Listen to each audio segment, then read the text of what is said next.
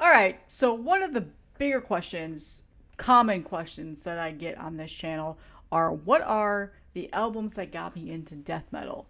And I've been wanting to record a video like this for a long time now, and I'm finally getting around to it. I didn't pull any of the albums out to show. I figured y'all know what they look like because all of the stuff that I'm talking about is very common, very popular death metal. It's very mainstream, as you would like to call it. But back in the day, it was not mainstream whatsoever.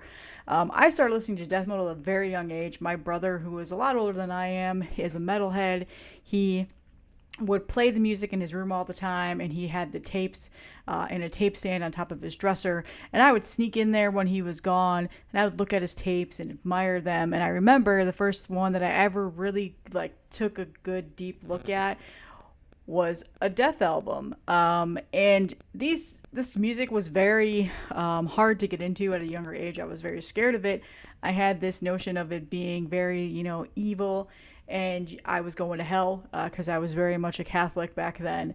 But the more I heard it, the more I was exposed to it, the more I started to really love it, and I would sneak it. I would get some blank tapes, and generally I would take them from my dad because he would always have a stack of blank tapes, and I would go and make some copies of my brother's tapes and then listen to them in private and secret and hide it. um, and I think I was probably like 8, 9, or 10 years old when that was going on. I was born in '84, so by that time all of these albums were very popular and kicked off, and so I got exposed to them at a pretty young age. I didn't actually physically own them, like buy my own copies of them, or see any of these bands or anything like that until I was later in my high school years when I was making my own money and had a car and was allowed to go to shows. So I was very young at starting to listen to it, but it was very minimal exposure. It was whatever my brother had in his room. I didn't get into a lot of these other bands until I was later into my teens when I was able to get more of that exposure to it. I was from uh, Chicago, Illinois area, so we had record stores that had these things, but I could never afford to buy them because some of them were bootlegs or some of them were imports, and they were hard to get because they were Swedish death metal bands. So spoiler alert. So yeah, when I was probably graduated from high school is when I would say I was like 17, 18 years old. I was really considered a death metal head at that time. I had moved on from listening to the pop music to the classic rock that I was raised on, to the alternative and grunge that I was into. And I was a full death metal head, I would consider it. And that was when I started to really immerse myself into the genre, and try to expose myself to whatever I could at the time. So I don't have these tape trading days. I don't have any of this background of traveling with bands or being in the scene or writing for a zine. None of that stuff. I This is just very much I was a music lover, and I tried to buy it and get exposed to it as much as I could within my means. But I obviously now it's easier, but back then I was very much whatever was popular and easy to get is what I was into. So these are the albums, my top 10 albums that got me into death metal. I'm going to start with number 1 because it's the first death metal album I always claimed that I've fallen in love with and heard really fully. And then I'll go down to number 10. I tried to do this off the top of my head. It was kind of hard to recollect from all the way back then. I barely remember a week ago, but I did as best as I could. I'm probably left off about 1 or 2 albums that I know that I've talked about on here in past videos. But whatever, it is what it is. So the number 1 is Death's Leprosy. Or I think I'll have the picture over here. Just in general, Death is my favorite band slash death metal band. To this day, I still listen to all of the albums nonstop. I've owned every single album on every format, so many different reissues and whatever else. I'm very much a huge fangirl of Death. Chuck Schuldiner is probably like the one guy that I wish that I could have seen in concert. I wish I could have met, had on the show. And yeah, unfortunately, I will never ever get to see Death in concert, and that kind of sucks. It sucks, but hey, at least I have the music to listen to still, and at least I have, the online footage and all this stuff like that. But Death's Leprosy, immediately was because of the album cover. Ed Repka's artwork was what drew me in. I think I saw this maybe CD or tape in my brother's room. I remember taking it off the rack and looking at it and being like, oh my God, what is this? And I put it on and I hated it at first because it wasn't really what I was used to listening to back then. I was really into Tool, Nine Inch Nails, Rage Against the Machine was around the corner. I listened to like more of the alternative stuff like Nirvana, Pearl Jam, Soundgarden. Like those were the bands that I was really into at that time. Yes, and U2 and like all of those types of bands. Like I wasn't like this was the heaviest music I'd ever heard, aside from Pantera, which I didn't put on this list, obviously. But Ed Repka's artwork was what really drew me in. So I put it on, didn't like it. But I remember hearing the same type of music style coming out of my brother's truck whenever he'd be driving around or his car in his room. And I was like, okay. And just hearing it a couple of times, I finally went back and listened to it again. And immediately Pull the Plug was probably the song that really got me, which is funny because that's the song that everybody knows on that album. So yeah, if you're not familiar, which would be odd if you weren't. This is their second full length. It was out in 1988, so I was 4 years old when this album came out. Yeah, and that just eventually put me down a rabbit hole of death metal. From there, I moved into the other death albums that my brother had. I remember he had The Sound of Perseverance. He also had Symbolic. I'll never forget Symbolic's artwork either.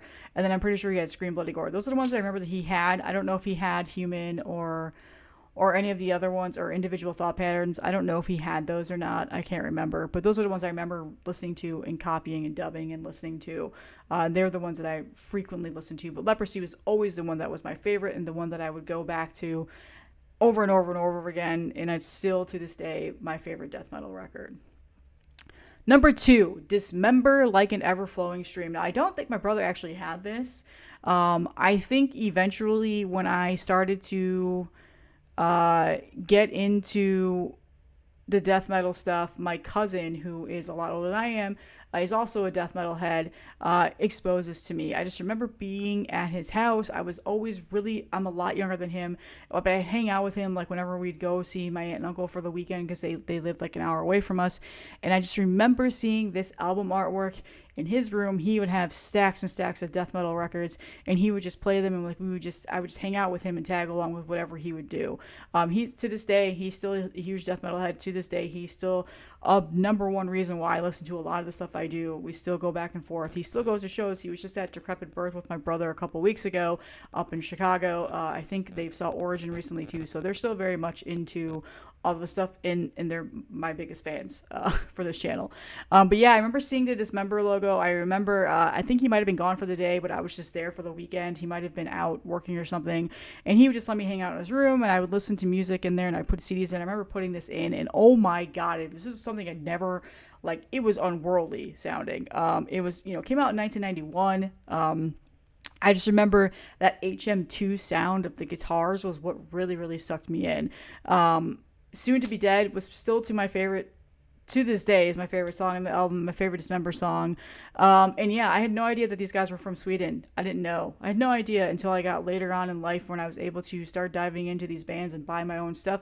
When the internet started to become a thing, that was when I learned, like, oh, they're from Sweden. And that's why it was kind of hard for me to find these albums. Somehow he had them. He was very much into the scene of the Chicago metal scene, and I think he had a lot of friends that were close to some of these death metal bands, and he probably did a lot of trading and stuff like that, and I'm imagining that's how he got it, because I don't think it was actually like an official pressing, to be honest with you. I'm not too sure, but yeah, Dismember Like an Ever-Flowing Stream still to this day is one of my all-time favorite death metal albums, and I cannot wait to get another copy of it, because my copy is a wreck right now.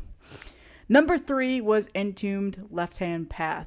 This is another one that was exposed to me, I believe probably through my cousin. I don't know if my brother had this. I can't remember if it was one of those, but this is another Swedish death metal band that, again, I had no idea who they were. Didn't know like what was to come or what these guys were going to be later on, or what they would mean to the death metal scene and the genre itself. But as you guys know, it's their first full-length album. It's probably one of the most iconic and one of the most just best death metal records ever written. And it's one that I listen to quite a lot. It's the only album that I've ever really listened to when it comes to Entombed. I have never really fully gotten into Clandestine or any of those other albums. I've tried, but this one I feel like it's a perfect 10 out of 10 untouchable album. And that is essentially how I felt when I first heard it for the first time. The first song, Left Hand Path, was what I heard, and I think it was just on a compilation tape that I might have just made a mix with in terms of whatever I did with my brother or my cousin's albums. And that was just what I did. A lot of times I would just put the first songs of albums into a mixtape because I didn't know any better. And that song really drove home for me. It's still one of the best riff laden albums ever made. Like, just the riffs on Left Hand Path are spectacular, and just that song is one of the best openers in terms of a death metal album, and just that guitar solo towards the end is so good, and I still get chills every time I hear it. Album came out in 1990, and yeah, I think it's, to this day, at least, if not the best, close to one of the best death metal albums ever made.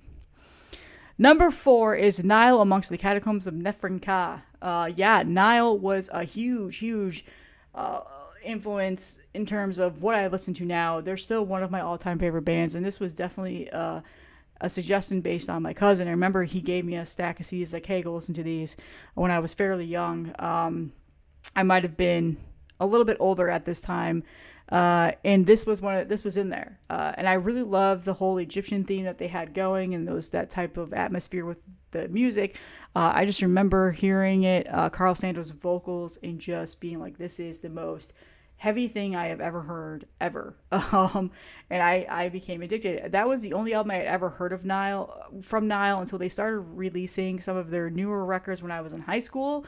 And I immediately wasn't the biggest fan of them then, because this was the one that I just always knew and loved. And then when I started to listen to them more and dive into more, they're now one of my all-time favorite bands. The album came out in 1998, so I was definitely in high school when I first heard this. I think I was like 13 years old. And I remember just thinking to myself, whenever I get my own money, I'm going to buy this.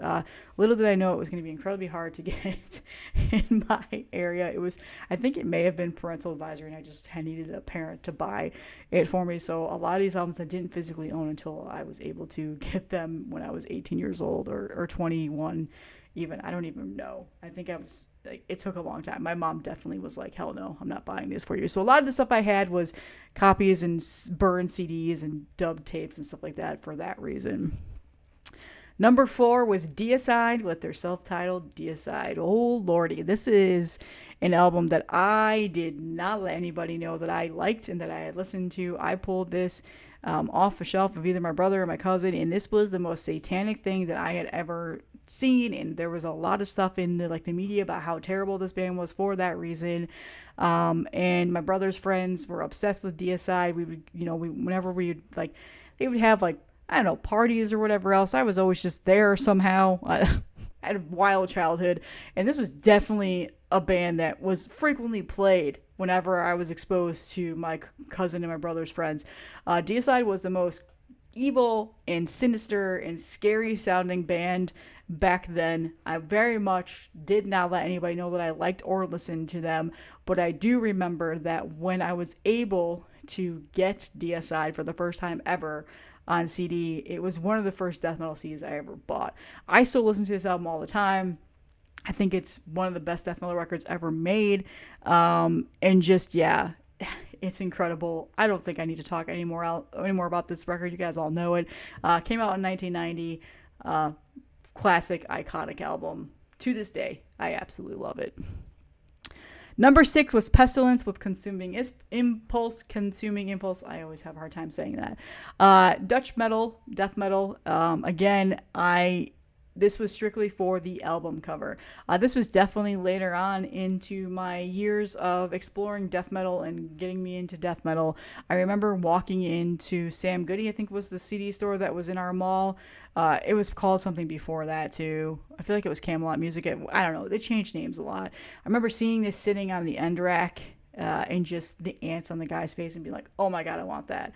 Unfortunately, I don't think I was able to buy it at the time, but they had the wall where you could preview an album, and that's what I did. And I remember just being like, I need this album. I think eventually maybe my aunt or my uncle bought it for me. I cannot confirm or deny that. um, but yeah, the album cover is what I wanted. I was really starting to get into death metal at the time, and just that sold me 100%. I was like, I love that album cover. I love this band's logo, and then when I listened to it, I loved it even more.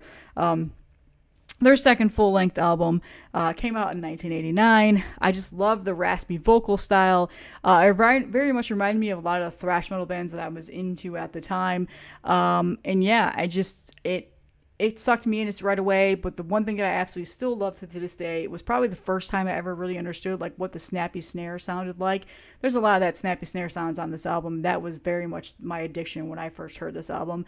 And now I tend to try and listen and find that kind of same sound in terms of the drums when it comes to death metal albums. So I bring that up a lot in here, so I figured I would call that out. I think this is probably where that obsession started for me. Number 7 is Obituary's Cause of Death. I also credit this as being one of my first ever death metal albums that I've listened to. My brother was a huge, or still is, a huge Obituary fan. I'm pretty sure he saw them in concert several times back when I was younger. He had most of their tapes and CDs just sitting out all the time, but Cause of Death was the one that I always heard. Cause of Death was the one that I always saw, and the album artwork by Michael Whelan was exactly what sucked me in. It was evil, it was filthy looking, it was scary, and I absolutely had to listen to it. That's what sucked me in. I remember making a copy of this tape and listening to it. I loved John Tardy's vocals. They were just very like rough sounding. He's got a very rough sounding vocal style, and it was just, in general, the whole experience was, oh my god, this is just the nastiest music I'm listening to right now, but I can't stop. So yeah, it's their second full-length album. We all know Cause of Death. I still credit this to be probably like my top 4 favorite death metal album. It's one of the first ones I ever heard. And yeah, I just, Obituary is iconic. And yeah, I'm not the biggest fan of their whole discography, but I still absolutely love most of their records, especially this one. So yeah, that is my number 7.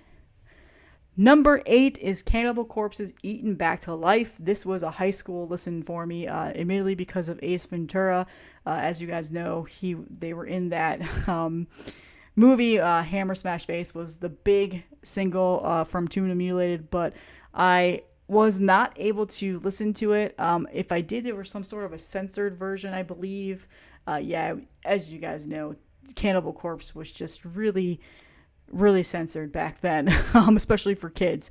It came out in 1990. It was the first full length. This was immediately the first Cannibal Corpse album that I heard in full.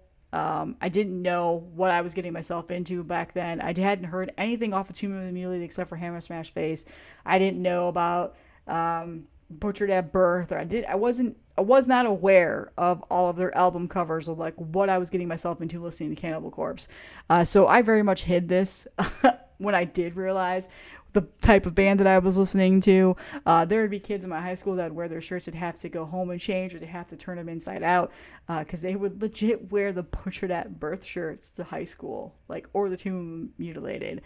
So I was a closeted Cannibal Corpse fan. I didn't tell people because they were very much just frowned on back then for the types of music that they were writing and for the type of album artwork. But Eaten Back to Life is, I credit to be my number 2 favorite death metal album of all time. This is probably the one Cannibal Corpse album that I've listened to front to back the most. I still absolutely adore it, and the album artwork is really what drew me in for this, and I just love that really brutal death metal style. It was something new I'd never heard of, really, because it sounded pretty different compared to what I was listening to with Death and Obituary and, Pestilence. Like, there were some similarities there, but this just definitely sounded a lot more brutal, I guess is what I wanted to say. So yeah, that is my number 9. Or sorry, my number 8. I can't count. Number 9 is Carcass's Heartwork. Yeah. 4th full-length album. This is my favorite Carcass album, and probably like my number 3, 4 favorite death metal / melodic death metal, whatever you want to call it, album of all time. This was, I think I saw on MTV. I don't remember what the song was, but I'm pretty sure Carcass was doing like a Headbangers thing. I don't know. They were definitely on MTV. I remember seeing it on TV. And just the H.R. Geiger statue album cover, I thought at the time was stupid. It's like, what is this? I don't think that anymore. Also, rest in peace to him. But I remember hearing it and thinking, this is awesome. It had a little bit more of the melodicism that I really enjoyed about just in general metal music. It wasn't nearly as aggressive or heavy as what I had been trying to get into, which was like Cannibal Corpse and Obituary and, you know, all the bands I just named, Deicide. And there was just that melodicism that I really drew to me. And to this day, I still find it to be a masterpiece. I know it's more of a melodic death metal sound that Carcass started to move into. But this was my segue into Carcass. It was, you know, the first real album that I fell in love with. Little did I know that their first couple albums were grindcore. I had no idea what the hell grindcore or gore grind were at the time. So I was a little bit like, what is this when I first heard those albums? I definitely didn't go to them very often in the beginning because this was my real segue into Carcass. But to this day, one of my all-time favorite albums. I still just love. I love the vocals. I love the guitar work on this. And I just loved how melodic the album sounded. Came out in 1993. So I was still pretty young, and I don't think I heard this until I was almost like a senior or senior, at least a senior in high school. So yeah, that is my number 9. And finally, my number 10, this one, I hated when I first heard this album. I was not a fan of this band. It was one of the first death metal albums I ever bought when I was able to, and that was Immolation's Here and After. It came out in 1996. It's their second album. Immediately this was a blind buy. I bought it based off of the album cover, and just seeing their name pop up in metal magazines that I was getting and just learning about who they were. People were praising, Dawn of Possession and all of these other, things that Immolation had already been doing. And so I listened to it and I was like, this is not my thing. It's a little bit too, muddy. I don't know. Just there's something about it that it didn't catch me right away. But I spent a lot of money on the CD. It was probably almost $30. And that was a lot of money back then.